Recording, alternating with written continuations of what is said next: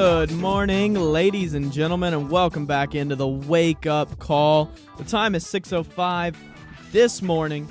Really excited. So in the first hour, we talked a little bit about what the show is going to look like from here on out, what the top news stories are of the day.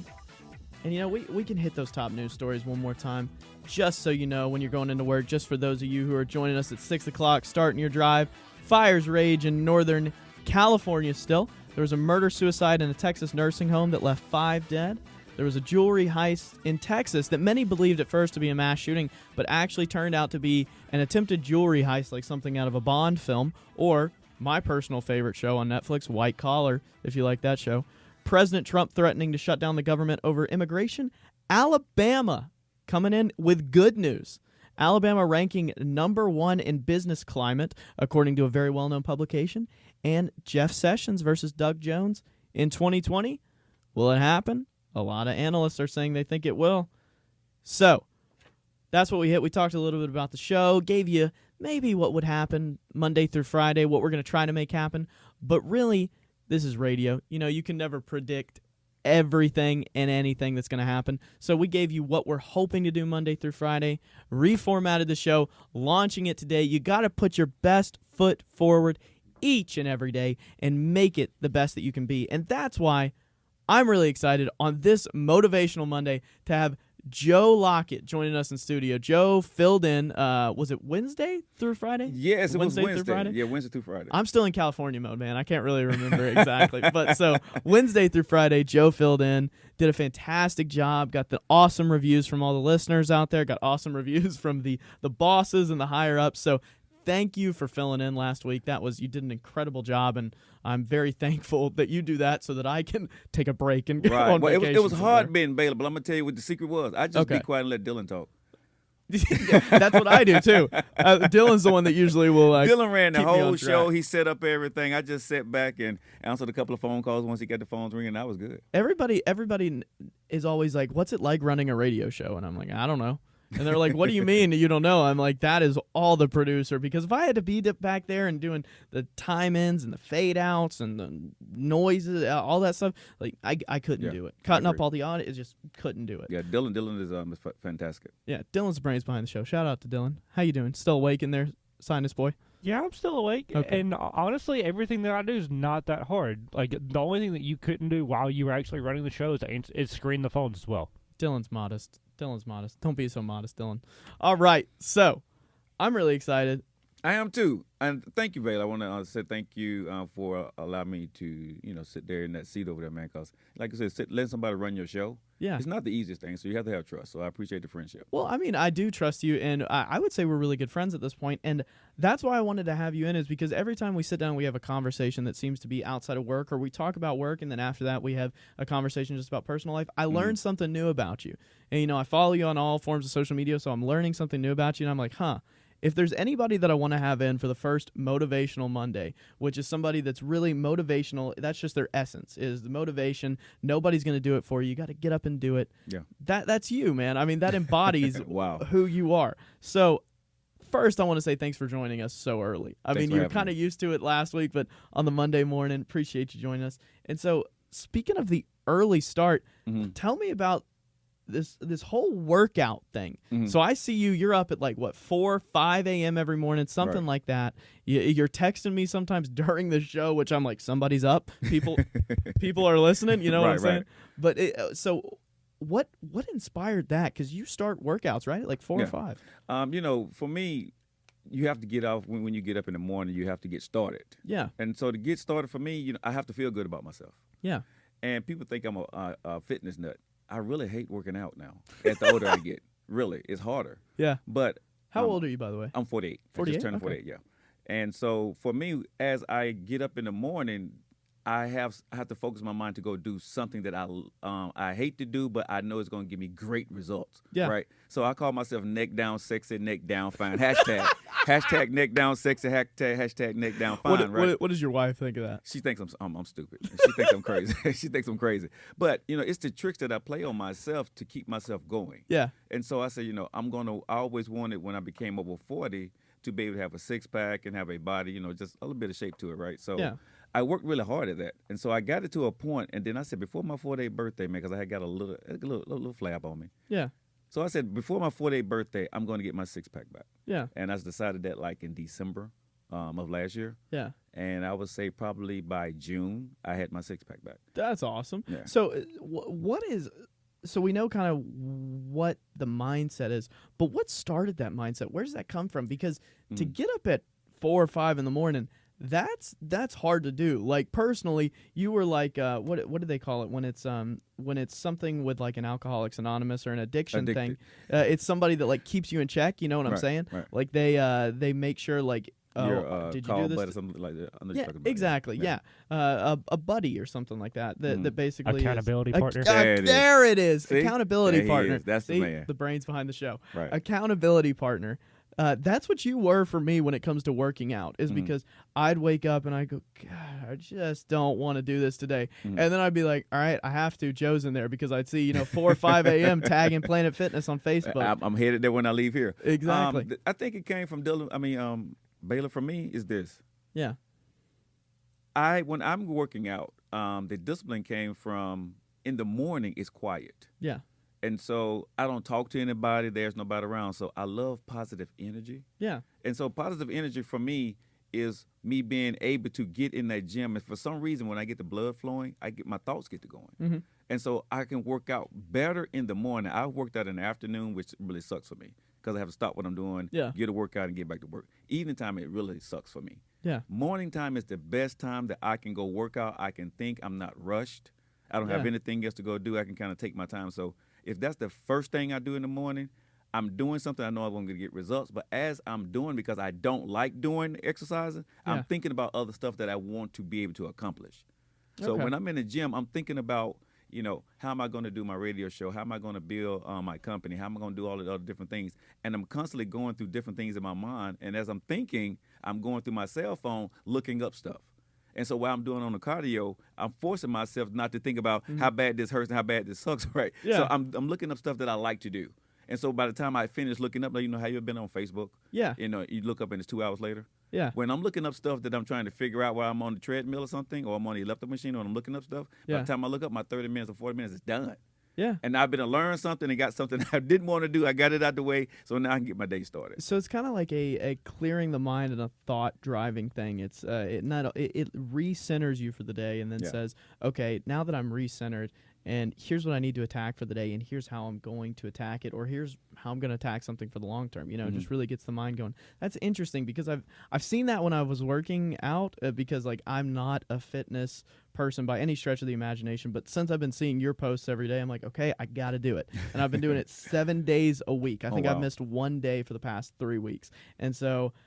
It's been really interesting because now when I need to think like I was going before I went and gave the speech at the Joe Lockett mentoring camp. Like again, thank you for the opportunity to speak there. That was awesome. It was a great thing you did for those kids. So before I did that, I went and ran like 2 miles because I just wanted to clear my mind. I wanted to say, okay, I got an idea in my head of what I wanted to say. I've been thinking about it for 2 weeks, but I just can't clear it up. Right. And so I went and I ran and I was like, boom, that's exactly what I want to do. And then, it was the same with reformatting the show. Like in California, 5 in the morning, parents are still going to be asleep for another 4 to 5 hours because it's vacation. So I got up and I would just run all over town and I'd see different sites. I'd see the people interacting with each other and, just really getting out and getting your day started with something positive. And I think it's there was a concept I've heard. I want to get your take on it. It was from a Navy SEAL commander, and I can't remember exactly what his name was or what the exact quote is, but he basically said, you always need to have a small victory to start your day. Like, for example, he used the concept of making your bed. You make your bed, that's your first victory of the day. Because the rest of the day can go horribly. I know exactly what you're talking about. I saw the video. Exactly. Yeah. So what do you think about that concept, that the little victories to start your day, such as getting in, working out, saying, okay, here's the first thing I was supposed to do today, and I accomplished it. I did it. What do you think that has an impact on your mindset going forward? It has an impact on a person like you and me, Baylor. I think everybody's different about their victories and what they think they can accomplish. Yeah. And as we're doing Motivation Monday today, people are laying there this morning listening to us, and they're on their way to work, and their motivation is going to be different than Joe Lockett's or Baylor Cook's. Yeah. What's going to get them going in the morning it may be that cup of coffee, but they have to find their own comfort zone. And I think, the small victories for people and entrepreneurs, that's good. Yeah. But there are other people on small victories is just getting that first cup of coffee and figuring out how to get through the day.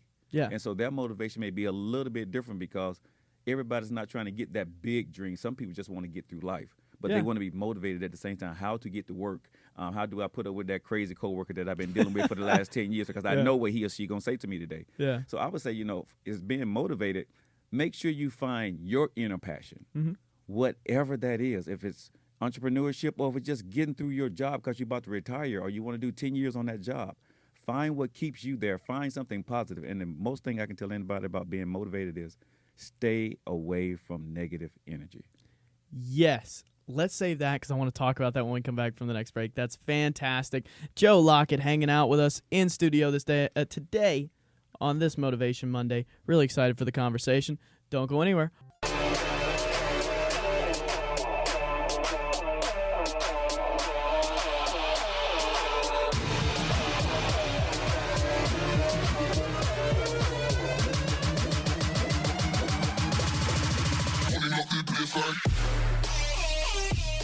What on earth did that just say, Dylan?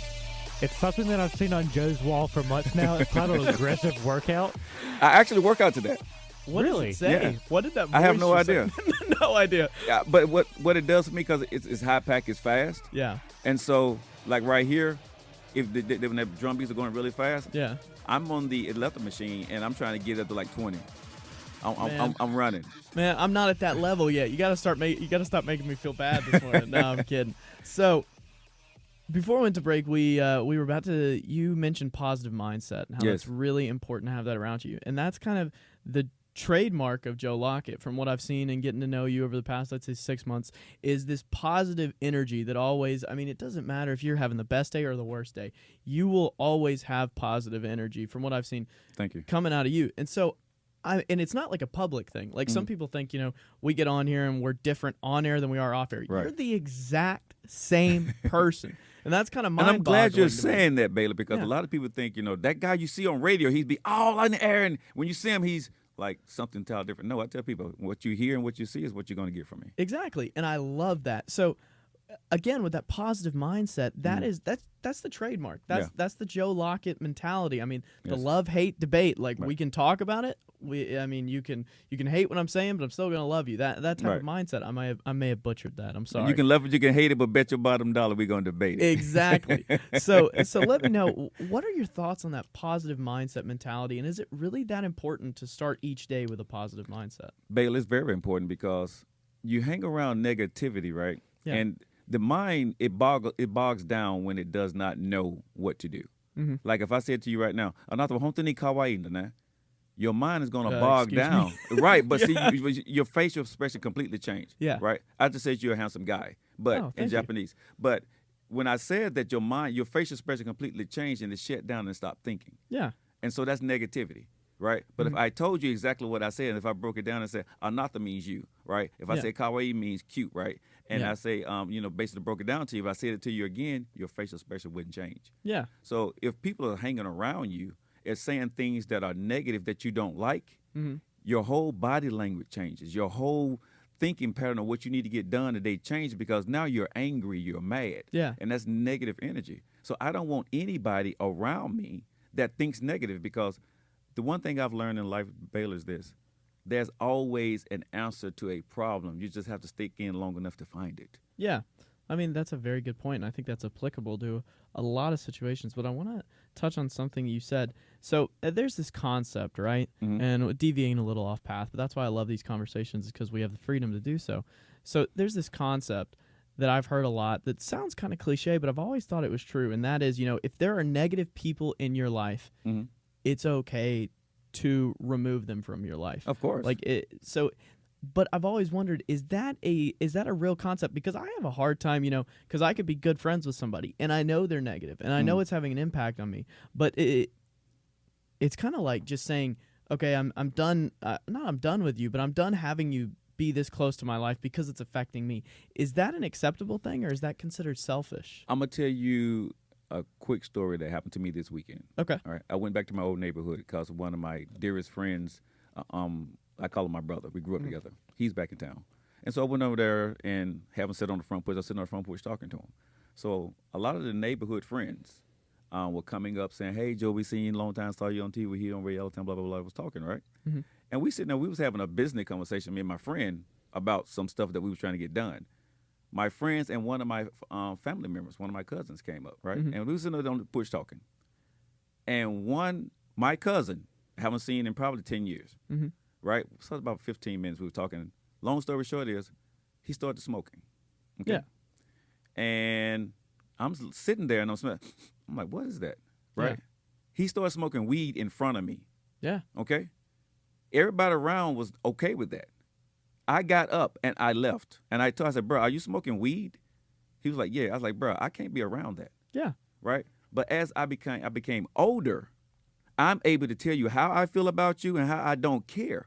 Because my life is more important. My positivity is more important than your friendship to me. If you don't respect me enough to be positive in who I am, right, I don't need to be around you. And I'm okay with that. So it's really a respect thing. For me it is. I'm okay with walking the path by myself because I know what I got to do. Mm-hmm. Your friendship, if you respect me, you're going to respect what I got to do because if I'm doing well, I can help you out along the way. And how did you learn what you have to do? Is that a value set that, if you understand what I'm saying? Yeah. Is that a value set type of ideal? First, I try to be, I guess, where you are as being younger. Yeah. Try to be everybody's friend. Try to be understanding. Trying to not hurt somebody's feelings. Yeah. But what I learned from that experience was that they get what they want and I wind up losing and they don't care. Right? They don't care about my feelings. They don't care how it affected me. They don't care what I didn't accomplish. And so when I started seeing that, right, I've protected you. You're in your comfort zone. But what I was trying to get done, it didn't happen or I didn't get there. Mm-hmm. And you was like, oh, man, don't worry about it. No, bruh. We got done what you got to get done, but I didn't get done what I got to get done. Yeah. And so that happened to me one too many times. And so when I started to recognize it walking towards me, I went ahead and addressed it because here it is. I'm good without you. I'm going to be Joe Lockett. Yeah. I don't need you, right? If you're not bringing anything to my life, if you're not paying my bills, if you're not, being in my life, what do I need you for? And I might as well go ahead and tell you that now. Because if you're my friend, you're going to roll with me after I say what I got to say. And if you're not, you weren't my friend in the beginning. And for some reason in our modern climate, it's not a novel concept. It's not a new concept, but it appears to be something that's not in the mainstream, which I don't understand because it makes a lot of sense. If you're not going to respect me, if you're not going to be not appreciative of what I do, but if you're not going to essentially, again, respect what I do, then I don't need you. And that seems like such a harsh concept because, to tell another person sitting there, I don't need you. It's like, but it's true. Baylor, what's harsh about it? I mean, I'm just being real, man. What's harsh about it? I don't need you. Well, I think it.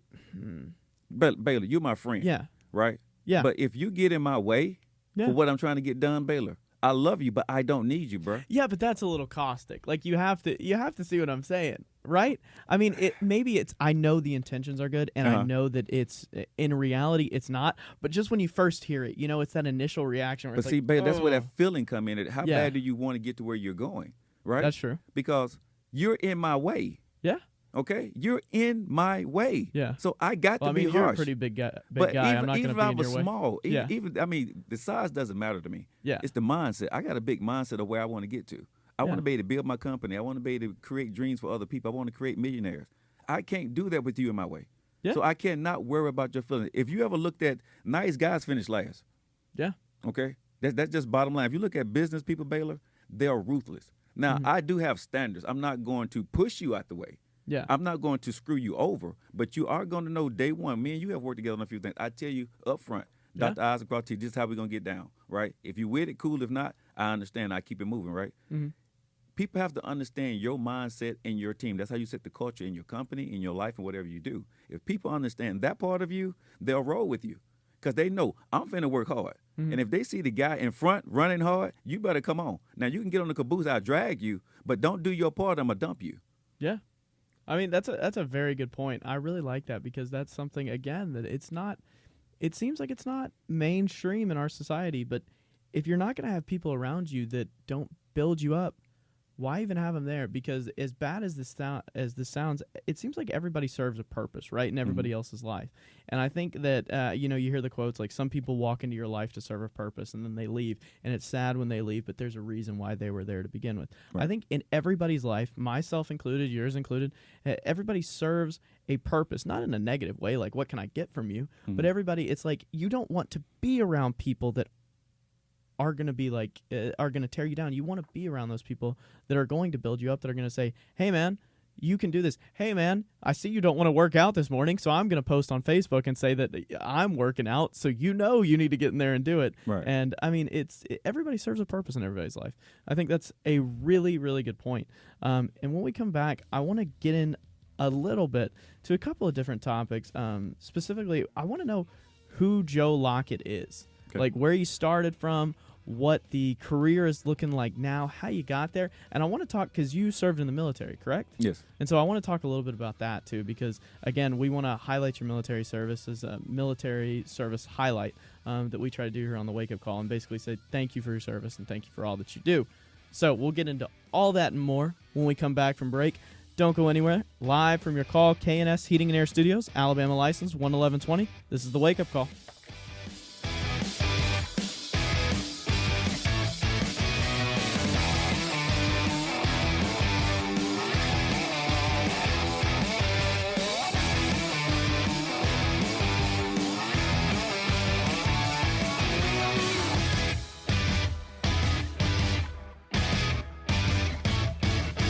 All right, so we're going to hop into Henry has a question for you on line one. How you doing this morning, Henry? Morning. Good morning.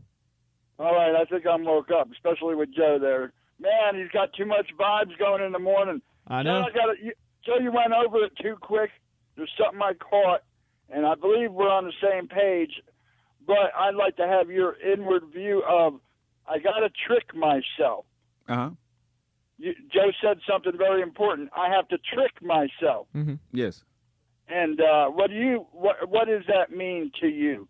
You have to trick yourself. And, of course, you're motivating yourself internally to do something you don't want to do, so you have to trick yourself. And then I have another question if I got time. Okay, for me, I learned this from Michael Jordan. Michael Jordan won 6 championships, and he said each time it was difficult because you've been there before.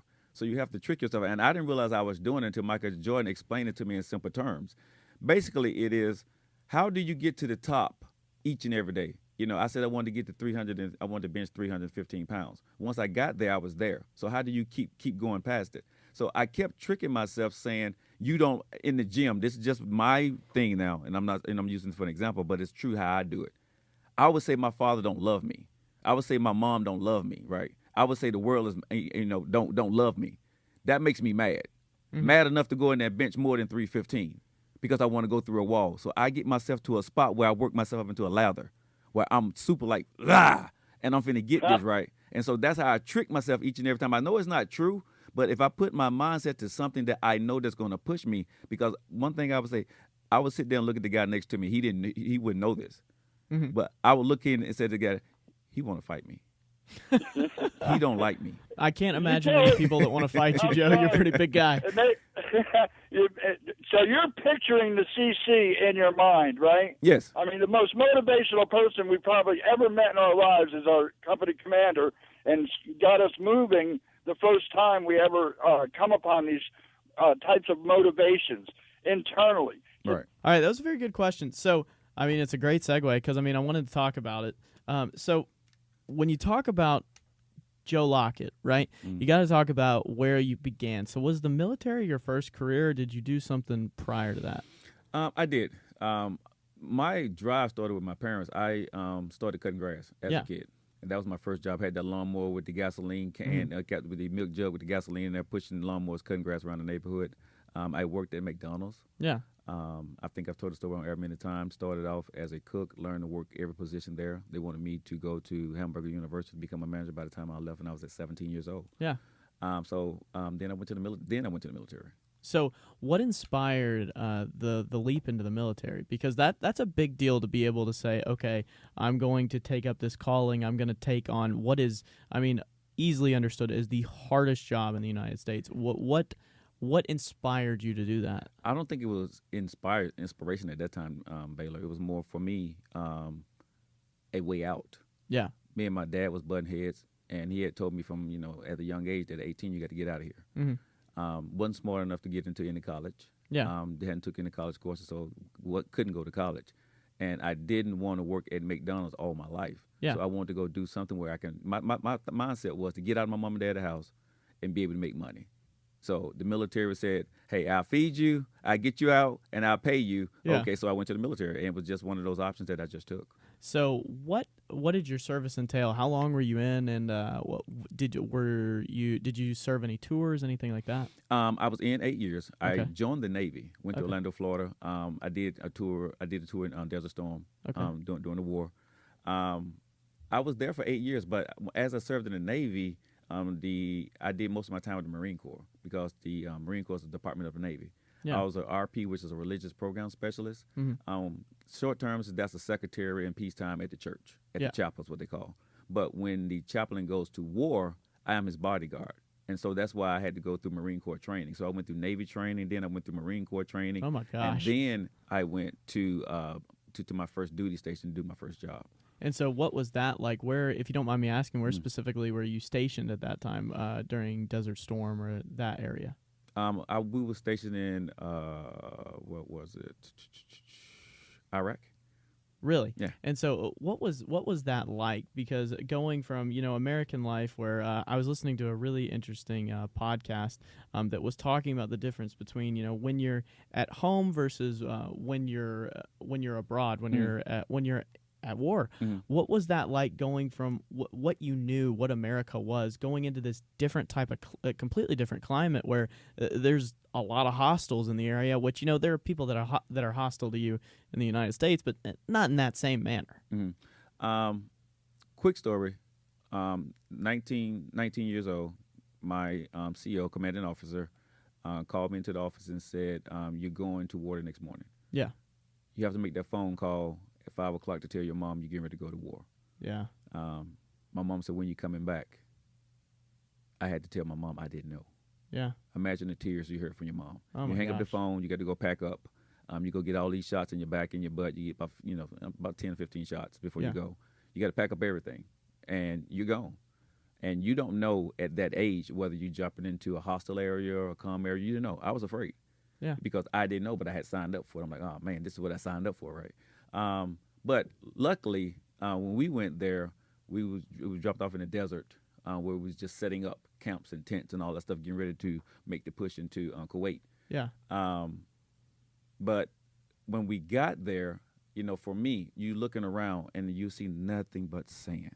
Yeah. Nothing for miles. I have never seen so much sand in my life, and I had never been in so much heat. And back during that time, we had to put these suits on, these chemical suits, because of the gas that they were supposedly had over there, right? And so it was a scary moment for me. But once I got there and I started to understand it, I got more comfortable. Mm-hmm. And the thing I tell anybody, when people ask me, what was your mindset? I didn't care. I had to let it all go.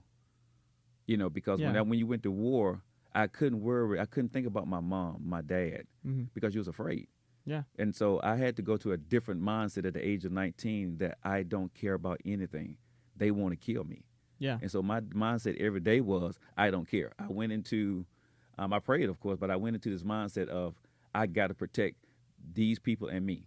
This is my family now. Yeah. Right. And so my whole mindset each and every day was, and I got stronger by doing that. Now, when I came back, it messed with me for a little while because I had to learn how to kind of be around folks again and socialize. Yeah. But my mindset when I went there, and it took me about, 2 months to get to that mindset. But once you're there for so long and you understand it, it's a blank. You go blank, man. It's just like, I'm here.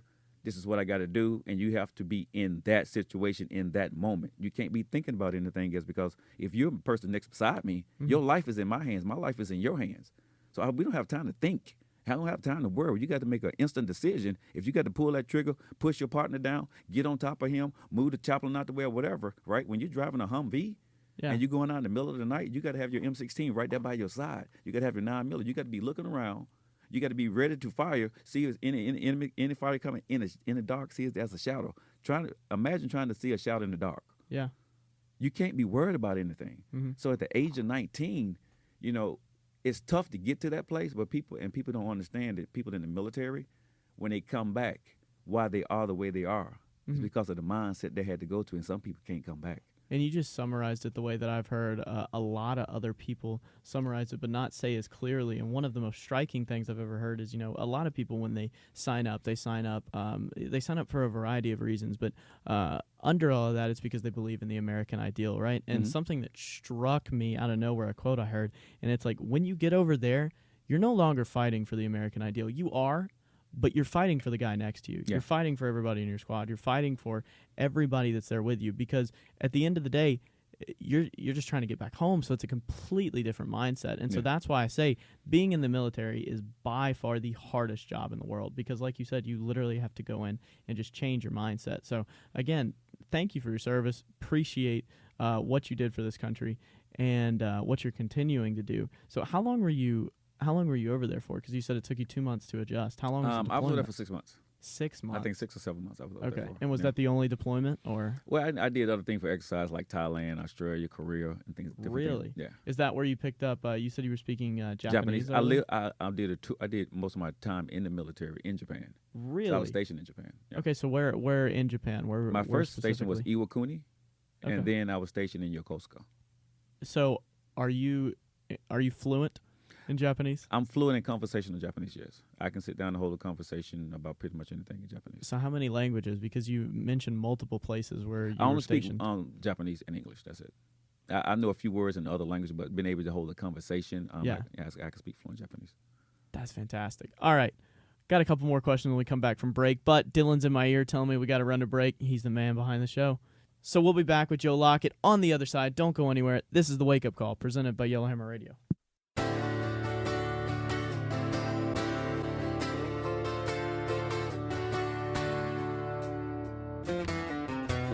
People think we're nearing the end of time, but we've had enough and we've drawn the line.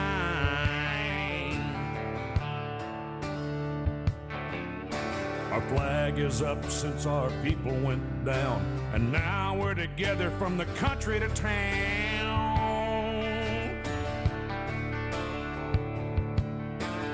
We live back in the woods, you see.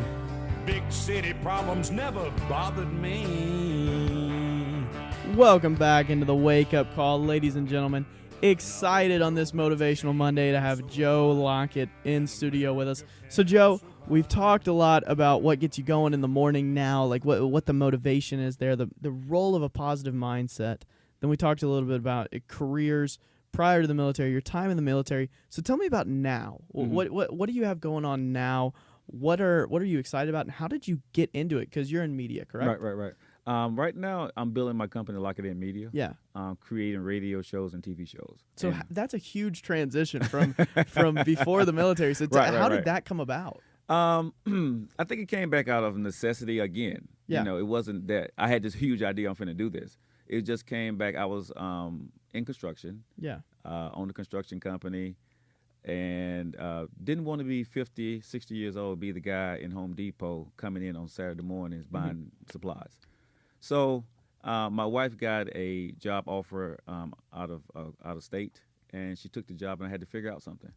So I had this bright idea that, long story short, I had to figure out what I was going to do, because she wanted to move up there. Yeah. And I didn't want to keep changing. You can't take a construction company and go into another city. So I said, okay, I don't want to do that. So I laid down one day. Once we got to the new place, I sat there and I laid down. I woke up. God gave me inspiration. I think it was God. Anyway, I said, I told my wife, I took her to dinner, and I said, I know what I'm going to do. She's like, what you going to do, honey? I said, I am going to be I'm going to be in radio, and I'm going to syndicate a radio show just like Steve Harvey. That went over like a ton of bricks, bro. Just let you know, that night what did she say to that? She didn't say a whole lot. The dinner went really bad. I paid for an expensive dinner. She was mad at me because I had no background in what I was doing or anything like that. Yeah. And everybody kind of told me, Joe, have you been to school? Do you know anybody? Blah, blah, blah. I said, no, I don't know anything. But again, here's the thing. You just told me what I couldn't do. Most people told me what I couldn't do. My wife was mad at me because she couldn't see the vision at that point in time. Yeah. And so I set out and I made it my mission to prove everybody wrong. Yeah. And so I started the 6 o'clock Joe Lockett show in the morning. And the story behind it, but we don't have time for that. But yeah, that's why. I mean, we got time. We got plenty of time. Okay. So, but before we get into that, that is what I love most about you, and I'd say we're really good friends at this point. And it's just inspiring to see somebody that's like, okay, you're telling me I can't do that. That's exactly what you're saying. Well, I'm gonna go do that. Yeah. Like I love that because that's so rare nowadays. You tell a millennial they can't do something, and a lot of times they're like, okay, But I love that mindset of, you can't do this, and you're like, watch me. Yeah, I mean, that when somebody close to you tell you what you cannot do and you thinking they should be saying something different, that infuriates me. Yeah. And if I got the burning desire in my belly that I know I'm going to do it, dude, I'm going to prove you wrong. Yeah. Right? And you're in my way. Mm-hmm. That's that dude that I was talking about in my way. Yeah. Now I want to push you and knock you out and beat you down along the way. And I'm going to drag you a little bit with one of my feet while I'm doing it. So I want you to see that I'm doing it. Yeah. And then when I come back, I'm going to show you that I did it. And then I'm going to walk off and I'm going to leave you there. Yeah. And that's just my mindset when you get to doing things like that. But when I started the radio show, man, it went horrible the first day. I was afraid. I didn't know what I was going to say. And my first words on this radio station right here, sitting where you're sitting, was, ha-ha! That was the first words I ever. Can I get that one more time? Because the guy counted me down, and I didn't know what to say. So the first thing came out of my mouth 5 years ago was, ha-ha! Yeah. And then I said, good morning, it's the Joe Lockett Show, blah, blah, blah, blah, blah, blah, right? Yeah. And luckily I had comedian Joe and Melva Tate sitting there with me to kind of get me through the first 5 minutes of the show. Mm-hmm. Because everybody had told me in radio that, man, talk radio is one of the toughest things to start doing, and 5 minutes seems like an hour. And it really did. And it really did when I first started in radio. So, but I figured it out. And I listened to my show. I said, it sounded like crap. And, everybody was telling you, oh, you sounded good. It's going to be great. I'm like, no, it's horrible. Yeah. And so the second week we did it, it sounded still horrible. And so I sat down and I tore it apart. Mm-hmm. And I told my team, I said, this is what we're going to do.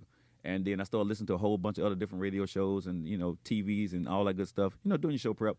And then once I figured it out, I said, this is what we want to do. Mm-hmm. Like you're doing. You reformat, you tear it apart, you fix it. Because the worst thing your friend can do is tell you it's good when they know it's horrible. Yeah.